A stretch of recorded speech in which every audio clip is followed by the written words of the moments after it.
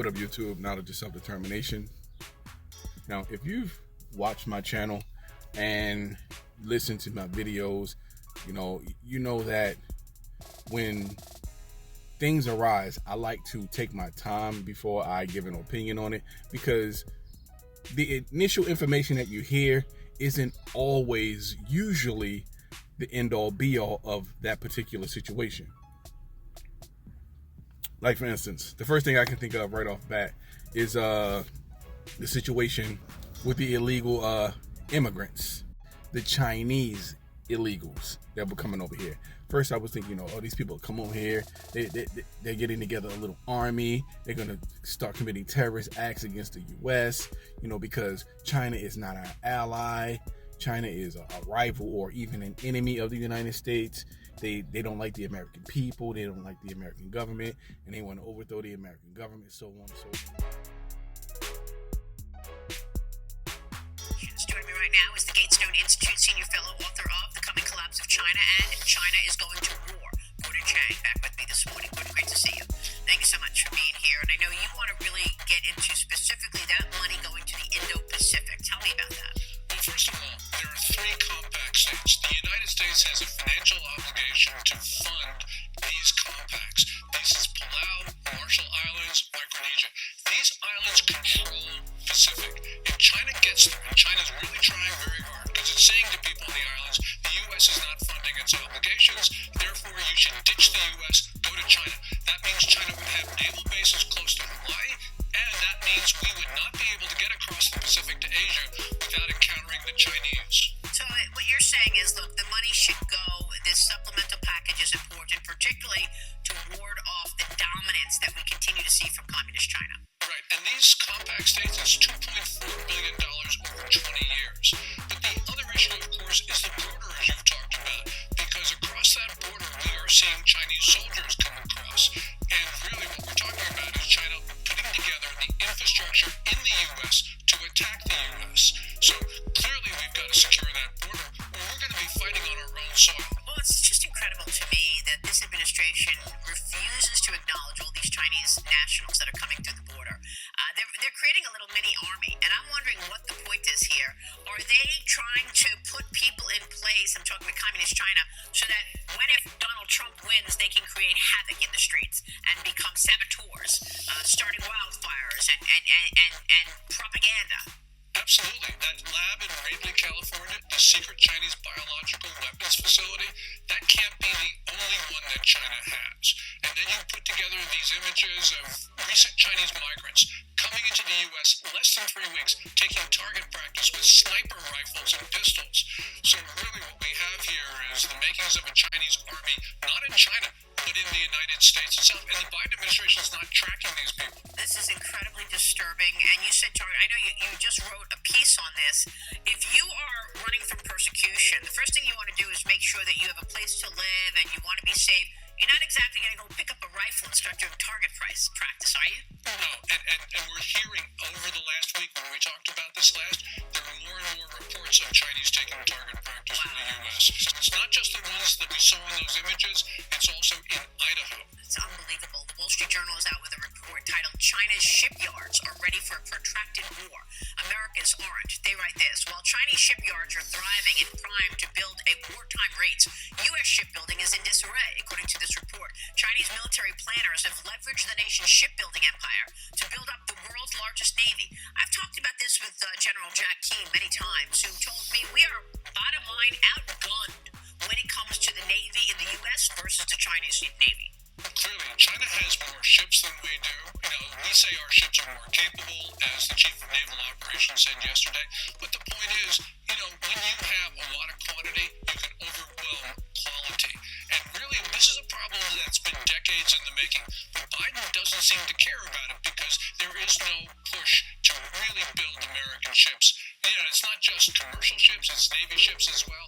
This is a problem because the Chinese can build ships like 300 times faster than we can.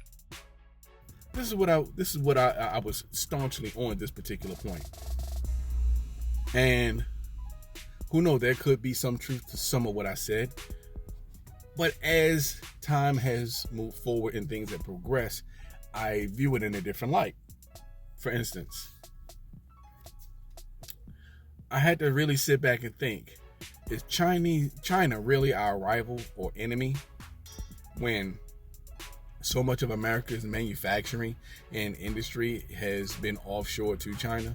So much of our manufacturing jobs have all been offshore to China or Taiwan, but let's just focus on China right now. Why would a nation that we've considered a rival and or an enemy or potential enemy, who we are, in some regards, right on the brink of war with them over Taiwan, and America trying to control Taiwan so that America can control China's access to the ocean? Why would a nation like that, how could we possibly be, now with all of that going on, how could we possibly,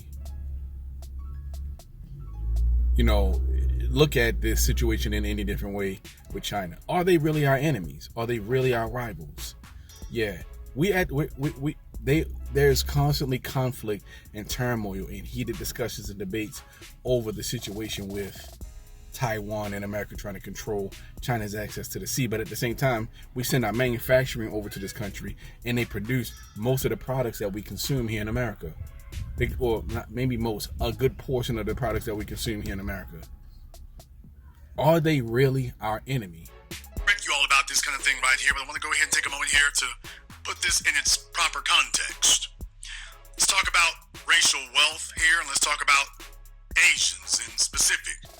I want to go down these numbers here because you think it's going to go one way, but it isn't.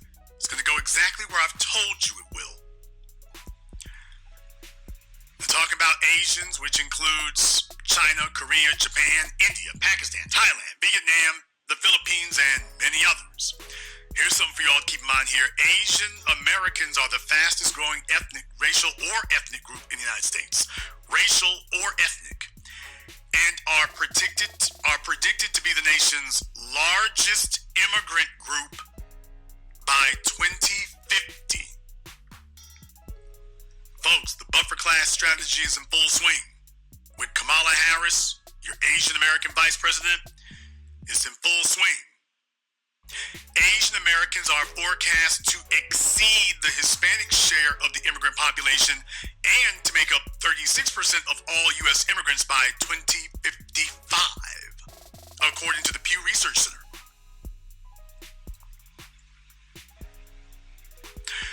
Nearly 6 in 10 Asian Americans in the U.S. were born abroad as of 2019, making that most Asian Americans are immigrants. In 2021, the Asian American population was estimated to be approximately 24 million, 7.3% of the total U.S. population.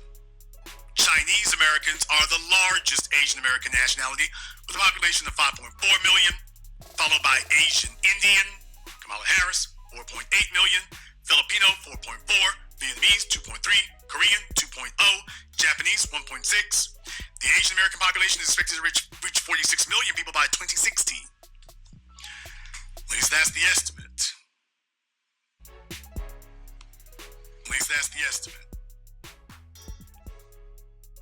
So no, I do not believe that China is America's enemy per se. Like I said, they may be jockeying for position, jockeying for control, but the leaders don't hate each other. We, the people who kill each other, end up being the ones who hate and dislike and want to rip somebody else's throat out. We're being played like puppets, essentially. Think about this. America could easily stop allowing Chinese people to migrate into the country. America could easily do it. They can stop right at the border and say, no, go back the way you came from. If you can't go back the way you came, you might not be able to go home, but you can't come here. You understand? America could easily do it. Easily. Without a problem. But they allow these Chinese immigrants into the country. Why? If they're our enemy and people believe that they are spying on our country through these spy balloons and the TikTok app and all of these quote-unquote sleeper cells coming into the country, why are we allowing them in here if China is in fact our adversary and or enemy?